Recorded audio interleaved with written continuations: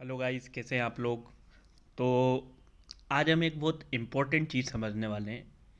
कि जैसे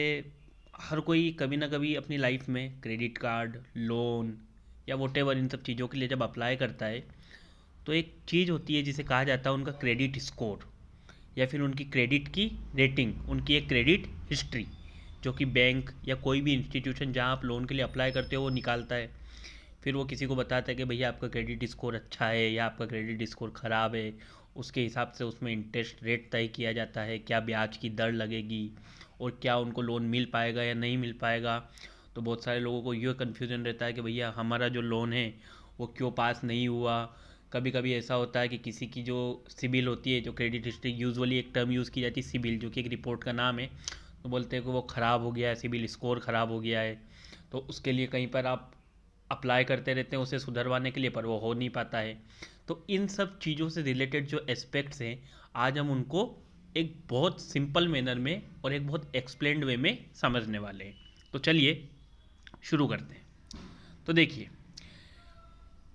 what should your credit score be, why is it important. आपका credit score क्या होना चाहिए और ये इतना इम्पोर्टेंट क्यों है। तो चलिए शुरू करते हैं। सबसे पहले हम देखिए, अगर आप कभी भी ऐसा प्लान कर रहे हैं कि आपको कोई व्हीकल लोन लेना है या आपको होम लोन लेना है या आपको क्रेडिट कार्ड लेना है, तो आपको सबसे पहले क्या फाइंड आउट करना पड़ेगा कि क्या आपका जो क्रेडिट स्कोर है वो अच्छा है कि आप उस पर्टिकुलर लोन के लिए एलिजिबल हैं। अगर आपका क्रेडिट स्कोर उतना अच्छा नहीं है तो आपकी जो एप्लीकेशन है वो रिजेक्ट भी हो सकती है। जो क्रेडिट स्कोर होता है ये किसी भी जो एक पर्टिकुलर एप्लीकेंट होता है उसकी जो पूरी लोन हिस्ट्री होती है, आज तक उसने जितने लोन लिए हैं, जो कुछ किया है, उस पर डिपेंड करता है। और ये जो आपकी लोन हिस्ट्री रहती है ये कहाँ पे स्टोर्ड रहती है, जो क्रेडिट इंफॉर्मेशन कंपनी जो कि रजिस्टर्ड है किसके साथ, आरबीआई के साथ, उनका जो डाटाबेस रहता है उसमें जो आपकी इंफॉर्मेशन स्टोर्ड रहती है उसके बेसिस पे ये जानकारी निकाली जाती है। जो बैंक्स रहते हैं वो ये जो डाटा रहता है क्रेडिट इंफॉर्मेशन कंपनी के पास, इसे एक्सेस करते हैं। बैंक के इनके साथ जो रहते हैं टाई अप रहते हैं। और जब भी कोई लोन की या क्रेडिट कार्ड की एप्लीकेशन कोई बैंक सीक करता है या फिर उसको आगे वो फॉरवर्ड करना चाहते हैं या वो किसी को लोन देना चाहते हैं, तो ये सारी इन्फॉर्मेशन वो क्रेडिट इंफॉर्मेशन कंपनी के डाटाबेस से प्राप्त कर सकते हैं। अब क्रेडिट इंफॉर्मेशन कंपनीज क्या होती हैं, तो देखिए प्रेजेंट में हमारे यहाँ पर 4 CICs है। प्रेजेंट में 4 CICs हैं हमारे देश में। कौन कौन सी, एक है ट्रांस यूनियन सिबिल, एक है एक्सपीरियन, एक है इक्विफेक्स और एक है CRIF हाई मार्क। तो हमारे देश में इंपॉर्टेंटली कितनी 4 CICs हैं क्रेडिट इंफॉर्मेशन कंपनीज। एक ट्रांस यूनियन सिबिल, दूसरी एक्सपीरियन, तीसरी इक्विफेक्स और चौथी CRIF हाई मार्क। ये जो कंपनीज हैं ये मेंटेन करती है क्रेडिट इंफॉर्मेशन किसी भी बोरोवर्स की, किसी भी इंडिविजुअल्स की, कॉरपोरेट्स की और स्मॉल एंड मीडियम इंटरप्राइजेस की। ठीक है, जिन्हें किसी भी बैंक के द्वारा या कोई भी लेंडिंग इंस्टीट्यूशन जो है, जो कि कर्ज देते हैं, जो कि लोन देते हैं, वो लोग इन पर्टिकुलर इंफॉर्मेशन को उनके डाटाबेस से एक्सेस कर सकते हैं। ये क्या करते हैं कि जो क्रेडिट इंफॉर्मेशन कंपनीज रहती है, ये जो अलग अलग टाइप के क्रेडिट प्रोवाइडर्स रहते हैं जो लोन वगैरह प्रोवाइड करते हैं, उनसे ये सारी जो इन्फॉर्मेशन है उसको कलेक्ट करते हैं, जिसमें बैंक्स इंक्लूड रहते हैं, क्रेडिट कार्ड कंपनीज इंक्लूड रहती है, और जो नॉन बैंकिंग फाइनेंशियल इंस्टीट्यूशंस हैं जो कि मतलब लोन वगैरह प्रोवाइड करते हैं, उन सबसे ये डाटा वो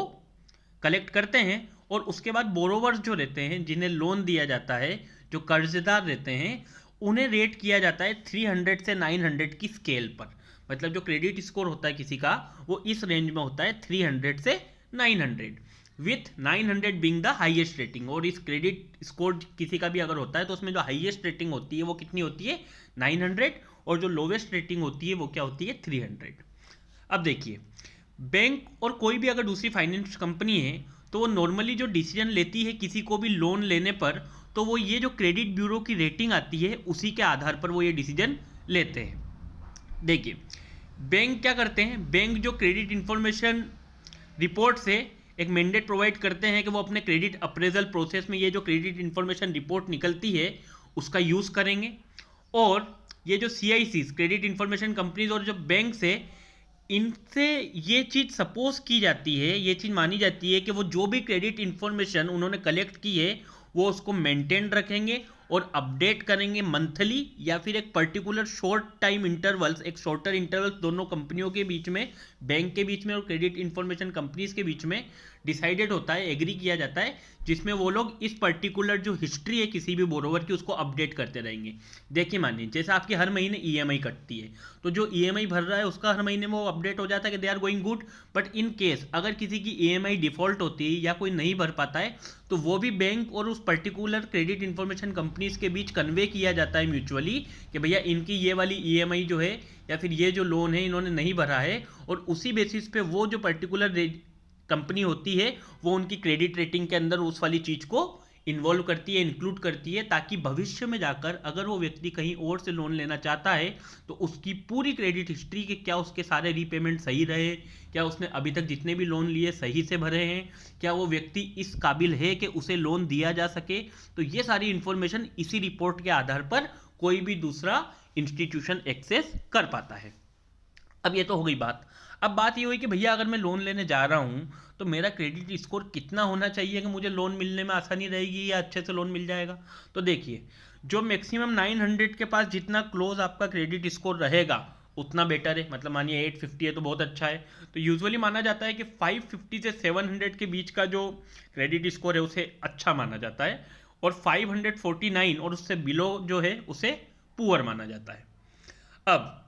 अगर बोरोवर का जो स्कोर है वो मोर देन 800 है, 800 से ज़्यादा क्रेडिट स्कोर है, तो ही और she will likely get a loan और credit card easily and at a lower interest rate. तो अगर आपका जो क्रेडिट स्कोर है वो 800 या उससे ज़्यादा है, 800 से ज़्यादा, तो बहुत ज़्यादा चांस है कि आप किसी भी लोन के लिए, क्रेडिट कार्ड के लिए अप्लाई करेंगे तो आपको बहुत कम इंटरेस्ट रेट पे, बहुत कम मतलब मिनिमम जो इंटरेस्ट रेट एक होगा उस पर्टिकुलर कंपनी का जिस पे वो आपको दे सकते हैं, वहाँ तक वो आपको दे पाएंगे और इजीली आपको मिल जाएगा। और दूसरी तरफ अगर आपका जो स्कोर है वो 300 के आसपास है तो वहाँ पे बहुत ही कम चांस है कि कोई भी कंपनी या कोई भी इंस्टीट्यूशन आपको लोन के लिए कंसिडर करेगा। और इन केस, क्योंकि हमारे देश में आजकल जो ये प्राइवेट फाइनेंस कंपनीज वगैरह खुली हैं उन लोगों के लिए ये सब चीज़ें इतने मायने नहीं रखती, तो वही जो एक इंटरेस्ट का फिर माया जाल है उसमें उलझता जाता है इंसान कि वो कंपनीज क्या करती है, जिसका क्रेडिट स्कोर खराब है, जिसने पहले भी डिफॉल्ट किया हुआ है, वो उसको लोन तो दे देते हैं पर उसके बाद उस व्यक्ति के ऊपर जो इंटरेस्ट रेट लगाया जाता है वो इतना ज़्यादा रहता है कि वो व्यक्ति कर्ज में ही डूबता रहता है। अब देखिए रेटिंग्स जो होती है, मानो किसी की रेटिंग खराब हो गई। अब देखिए अगर मानिए मैं हूँ या कोई भी एक पर्टिकुलर पर्सन है, पहले उसने लोन लिया, किसी कारणवश वो नहीं भर पाया, अब उस टाइम के भैया नहीं भर पाया, कोई दिक्कत आ गई होगी तो उसकी रेटिंग तो हो गई खराब। अब क्या वो सुधर सकती है? तो जी हाँ, बिल्कुल सुधर सकती है। Ratings change with repayment behaviour. Rating जो होती है वो किसी भी व्यक्ति के रीपेमेंट बिहेवियर जो होता है, जिस तरीके से वो अपना सब लोन वगैरह पे करता है, उससे सुधर जाती है। अगर कोई बोरोवर डिफ़ॉल्ट करता है, अगर कोई बोरोवर कोई सी लोन को पे नहीं करता है तो उसकी जो रेटिंग होती है वो गिर जाती है। और एक बार 500 से नीचे रेटिंग चली गई तो आप ये बात मान लीजिए कि आपको कोई भी लोन, कोई भी कार्ड या कोई भी लो इंटरेस्ट रेट पे कुछ भी मिल पाना एकदम मुश्किल हो जाता है। आपके जो चांसेस है वो पूरी तरीके से आप शून्य ही मानिए उसके बाद। अब what is in the database of CICs, ये जो क्रेडिट इंफॉर्मेशन कंपनीज होती है इनके डाटाबेस में क्या होता है? तो ये जो CICs होती है इनके अंदर जो क्रेडिटर्स मतलब जो लोन देते हैं और बोरोवर्स जो लोन लेते हैं उनकी पूरी जानकारी इनके फाइनेंशियल सिस्टम में वहाँ पर अवेलेबल रहती है। इसका एक इफेक्टिवली मीनिंग है तो हम क्या समझें कि वो जो पूरी क्रेडिट आउटस्टैंडिंग है, मतलब कितना किस समय पर कितना लोन किस इंस्टीट्यूशन ने दिया हुआ है, कितना किसने लिया हुआ है, तो पूरा जो क्रेडिट आउटस्टैंडिंग है ये जो कंपनीज है ये पूरी तरीके से उनको मॉनिटरिंग करती है। और आप वर्तमान में मानिए कि मोर देन 150 लाख करोड़ का बैंकिंग सिस्टम में जो क्रेडिट आउटस्टैंडिंग है उसका पूरा एक database in credit information companies के पास रखा हुआ है कि उसमें डायरेक्टर्स कौन है, उसमें गारंटर्स कौन है, उसमें पार्टनर्स कौन है और उस लोन में कौन कौन इन्वॉल्व है। हर प्रकार की जानकारी आपको क्रेडिट इंफॉर्मेशन कंपनीज की जो साइट होती है वहाँ पर रिपोर्ट में प्राप्त हो जाती है। अगर हम बात करें तो मार्च 2023 में 36,217 36,217 ऐसे मतलब सूट फील्ड अकाउंट्स है जहां पे बैंक ने बोरोवर्स के खिलाफ केस अदालत में दर्ज किए हुए हैं लोन डिफॉल्ट्स के लिए। और ये जो अमाउंट है, जो ये 36,217 जो सूट फाइल्ड अकाउंट्स है जो बैंक ने केस किए हुए हैं डिफॉल्टर्स के ऊपर, इसका जो एक एक्यूमुलेटिव फिगर है वो है अराउंड 926 करोड़ के आसपास, आप देखिए। और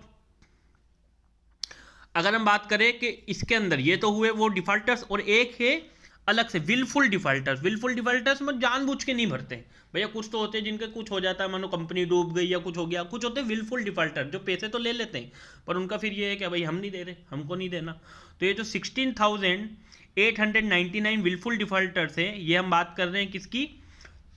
सिविल डाटा की। अगर सिविल डाटा की बात करें तो इसके अकॉर्डिंग 16,899 विलफुल डिफॉल्टर्स है, और ये जो अमाउंट है कम्युलेटिव वो है 353,905। आई मीन सॉरी, ये देखिए ये ऊपर जो है this is not decimal, this is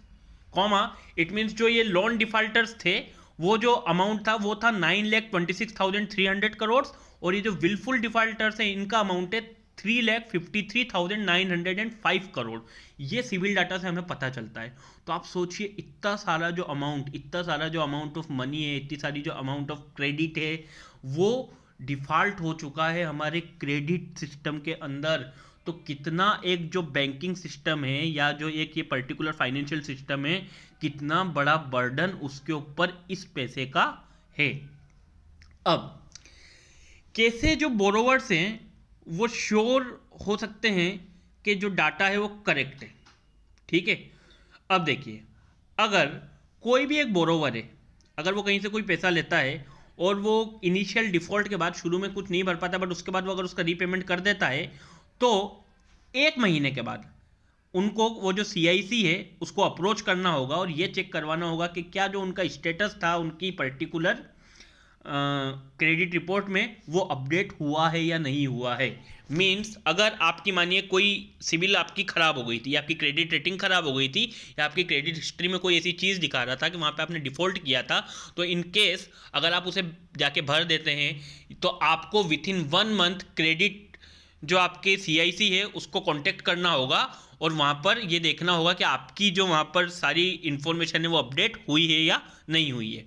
अभी भी ऐसा करने के बाद 1 मंथ के बाद if they are still classified as defaulter, अगर आप अभी भी डिफ़ॉल्टर की तरह क्लासीफाइड वहाँ पे हो रहे हैं और आपकी जो रेटिंग है उस वजह से कम हो रही है, तो आप ये जो इशू है, ये जो आपको दिक्कत आ रही है, इसको आप CIC को वहाँ पे कंप्लेन कर सकते हैं, मेल कर सकते हैं और वहाँ पे रेक्टिफिकेशन करवा सकते हैं। ये इंपॉर्टेंट क्यों है?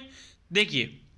क्योंकि जो बोरोवर्स रहते हैं हर किसी को एक्सेस नहीं रहता है। बहुत सारे लोगों को अपने क्रेडिट स्कोर, बहुत सारे लोग तो इंडिया में जानते भी नहीं होंगे कि what is the credit score.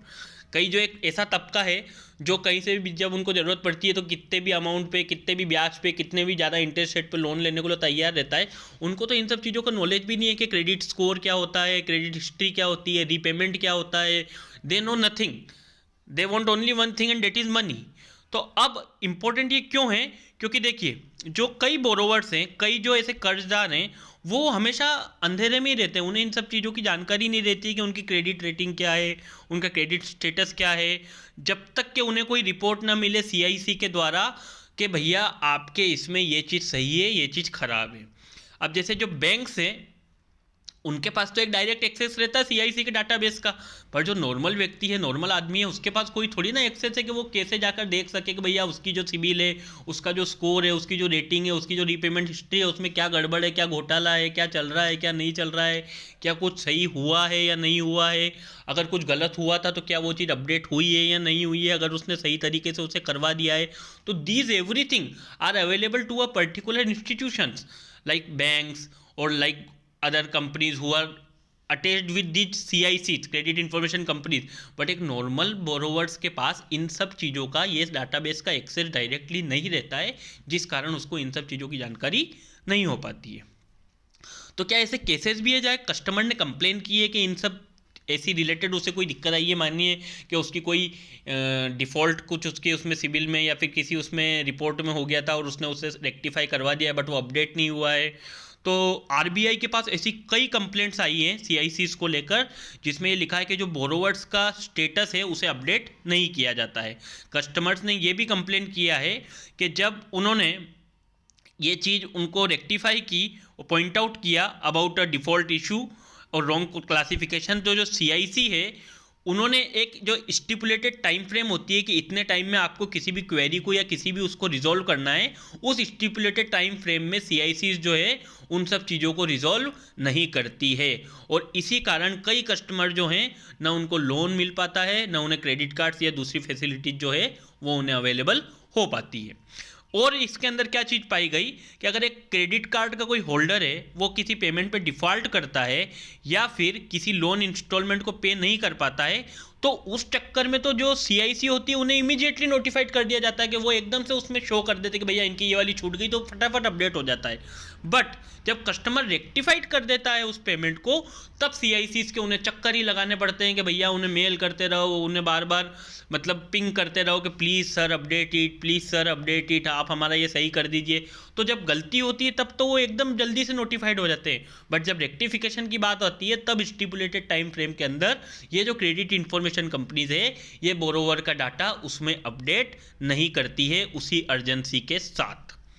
अब देखिए, क्योंकि हमारा पूरा जो फाइनेंशियल सिस्टम है उसे कौन कंट्रोल करता है? आरबीआई। तो क्या आरबीआई ने कुछ स्टेप्स लिए हैं इन कंप्लेंट्स को मतलब एड्रेस करने के लिए कि यहाँ पर ये जो कंप्लेंट्स वगैरह आती है सीआईसी को लेकर, इनसे रिगार्डिंग क्या आरबीआई ने कोई एक्शन लिए हैं? तो देखिए, अक्टूबर जो अभी मंथ था, अक्टूबर में आरबीआई ने सीआईसी को कहा है कि they should provide easy access, वो उनको एक इजी एक्सेस प्रोवाइड करनी होगी हर कस्टमर को, इंडिविजुअल्स को जिनकी क्रेडिट हिस्ट्री उनके पास अवेलेबल है, कि वो जनवरी से दिसंबर के बीच में एक बार वंस इन अ ईयर एक free full credit report FFCR, जिसमें उनका क्रेडिट स्कोर भी जहाँ पर शो हो, वो उन्हें प्रोवाइड करवाना है। तो यहाँ पे एक इम्पोर्टेंट चीज़ है कि अब कोई भी कस्टमर है, कोई भी इंडिविजुअल है, अगर उसका कोई क्रेडिट हिस्ट्री अवेलेबल है तो वो साल में एक बार अपनी फ्री फुल क्रेडिट रिपोर्ट, जिसमें उसका क्रेडिट स्कोर भी अवेलेबल होगा, वो इन पर्टिकुलर जो आपके सीआईसीज है उनकी वेबसाइट पे जाकर वहाँ से फ्री एक बार आप साल में डाउनलोड कर सकते हैं। ये जो लिंक है इसे कन्वीनियंटली एक्सेस किया जा सकता है किसी भी सीआईसीज की वेबसाइट पे जाके, जहाँ पे आरबीआई ने उन्हें साफ गाइडलाइन दी है कि ये फ्री फुल क्रेडिट रिपोर्ट के लिए एक लिंक जो कि बहुत इजीली एक्सेसिबल होना चाहिए, वहाँ पर मेंशन्ड उनके द्वारा की जानी चाहिए।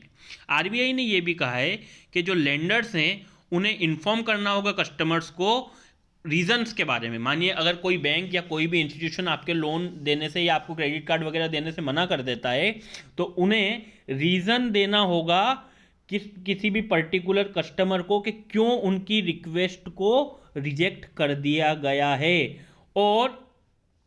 ऐसा कुछ होता है तो उस कस्टमर को अच्छे से समझाना भी होगा ताकि वो क्रेडिट इंफॉर्मेशन रिपोर्ट से रिलेटेड अगर कोई इश्यूज हैं तो उन्हें अच्छे तरीके से समझ पाए, क्योंकि फाइनेंशियल जो लैंग्वेज होती है उसे अच्छे से समझ पाना हर किसी नॉर्मल इंसान के बस की बात नहीं होती है। अब जो सेंट्रल बैंक है उन्होंने सीआईसीज को ये भी कहा है कि जो सीआईसीज है उनकी एक बोर्ड अप्रूव्ड पॉलिसी होनी चाहिए पीरियडिक रिव्यूज़ करने के लिए हर क्रेडिट हिस्ट्री का पर्टिकुलर बोरोवर्स की, और उनके पास जो डाटा है उसे अपडेट करने का at least on a half yearly basis, कम से कम वो हाफ ईयरली बेसिस पे तो अपना जो सब कुछ है मतलब डाटा वगैरह उसका पीरियडिक रिव्यू करते रहें। ठीक है। और ये जो सर्च एंड मैच लॉजिक, ये जो लॉगरिथम यूज़ की जाती है जो कि वो बोरोवर्स की क्रेडिट इन्फॉर्मेशन रिपोर्ट को प्रोवाइड करने के लिए करते हैं, मतलब सब डाटा डाला जाता है, नाम डाला जाता है, पैन कार्ड डाला जाता है, आधार कार्ड डाला जाता है, तो उससे रिलेटेड जो भी चीज़ आती है सर्च एंड मैच में वो वाली सारी इन्फॉर्मेशन वहाँ पे प्रोवाइड हो जाती है। कई बार ऐसा भी होता है कि मानिए किसी का नाम या कुछ ऐसा हो गया कि अंकित अंकित इस तरीके से 2 नाम, या रवि रवि इस तरीके से 2 नाम, तो जब वो नेम मैच हो जाते हैं तो कई बार किसी दूसरे की क्रेडिट इन्फॉर्मेशन जो है वो भी गलती से हमारी रिपोर्ट में शो हो जाती है, क्योंकि ये जो पर्टिकुलर पूरा डाटा होता है ये सर्च एंड मैच लोगरिथम पे काम करता है। जो जो नाम, जो जो स्पेलिंग जिस तरीके से लिखी हुई रहती है उससे रिलेटेड जो भी डाटा है वो उस पर्टिकुलर रिपोर्ट में आ जाता है। तो कई बार किसी दूसरे का कोई गलत होता है वो भी हमारे इसमें दिखाने लगता है। तो दीज थिंग्स हैपन। तो इसीलिए आरबीआई ने उन्हें ये निर्देश दिए कि भैया उनका पीरियडिक रिव्यू किया जाए, एटलीस्ट हाफ ईयरली बेसिस पे तो किया ही जाए, ताकि जो डाटा है वो वेल मेंटेन्ड रहे, और किसी भी डाटा बेस के कारण अगर ऐसी कोई दिक्कत है, किसी की किसी चीज़ का अपडेशन या डिलीशन, तो वो सब अच्छे से हो सके। जो CICs हैं उनको एक रूट कोज एनालिसिस भी करना होगा कंप्लेंट्स का, ताकि वो ऐसे इश्यूज को आइडेंटिफाई कर सकें जो कि इस existing search and match logic algorithm की वजह से कई कस्टमर्स को फेस करना पड़ता है। तो आई होप कि आप लोगों को ये चीज़ समझ आई होगी और हम आप लोगों को ये चीज़ समझा पाने में सफल रहे होंगे। तो अगर आपको ये वीडियो अच्छा लगता है तो प्लीज़ हमारे वीडियो को लाइक कीजिए, ज़्यादा से ज़्यादा शेयर कीजिए, हमारे चैनल को सब्सक्राइब कीजिए। Thank you so much.